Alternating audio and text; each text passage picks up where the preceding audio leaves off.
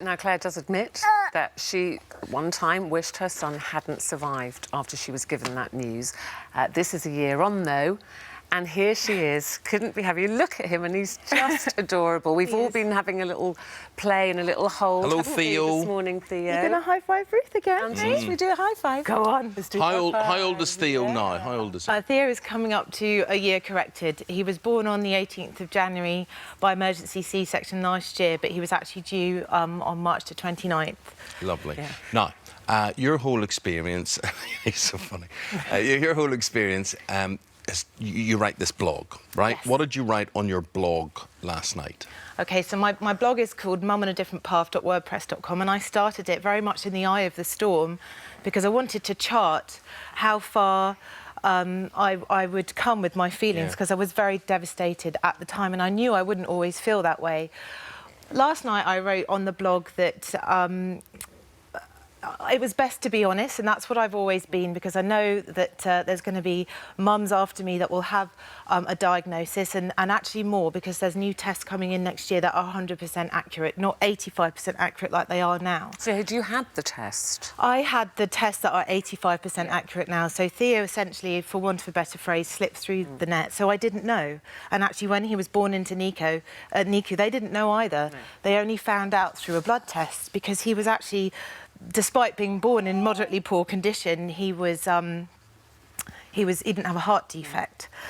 So I wrote last night that it's like a rainbow with a colour missing, and then you actually look a little bit closer and you see another colour, and actually that rainbow in the end becomes one of the nicest rainbows you see. And it's so lovely. When did you have that moment? Because you said, you know, you were devastated when you got that diagnosis. What went through your mind? What were you most worried about? When we got the diagnosis, the context for this was that he'd been in an incubator for 3 weeks. That alone is stressful enough, and I want to thank the Whittington Hospital. So tiny, tiny. He was born about the size of my hand, and when we first held him, his hand used to be the size of my fingernail. His head was about the size of a tangerine. That is extremely stressful, seeing your baby like that. And look at you now. And look at him away. now, I know. Do you want to come and sit over here for a minute? So what about you and your other half, Andrew? How have you risen to the challenge? Because this is not when you were scared and when you had negative thoughts and you know, about all this, and you went to a dark place about this. This is as much about you and Andrew as it is about Theo, isn't it? Because you thought, can we do this? Yes. I mean, we'd only been with each other 2 years. Andy was an incredible support, and I always remember he said to me, look, we've got each other, and this is the card that we've been dealt, and we're going to deal with it. I did deal with it slightly differently. It was, you know, I was a first-time mum. I was shocked. I was devastated. I was floored by it. I didn't even know if I could ever be happy again. But as soon as we got him home in April, and I just became a mum to a little baby. And that's what I want to tell everyone, you know, we are just doing the same job as any other mum. And I think so many people are going to appreciate your honesty, because it's not easy to admit. You know, all mums struggle to admit anything, like I'm not bonding or I'm finding breastfeeding difficult. To actually say, you know, there was a point when I thought I almost wished he hadn't made it through that very traumatic birth. He likes you, Ruth. Isn't that gorgeous? It was just a flicker of a thought, and, you know, that was just... I was processing what they were telling us. You know, I remember reading, the doctor had notes on his lap, and I remember reading upside down, significant abnormality, and I'm like, what is that?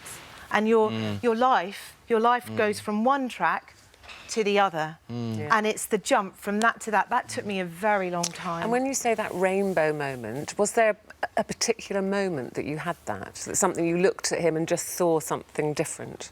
When we got Theo home, it was just a completely different story. It was quite stressful going into the hospital every day. I've also been very lucky with an incredible support from Harrogate Council. Oh, bless you. From my boss, Tony, at work.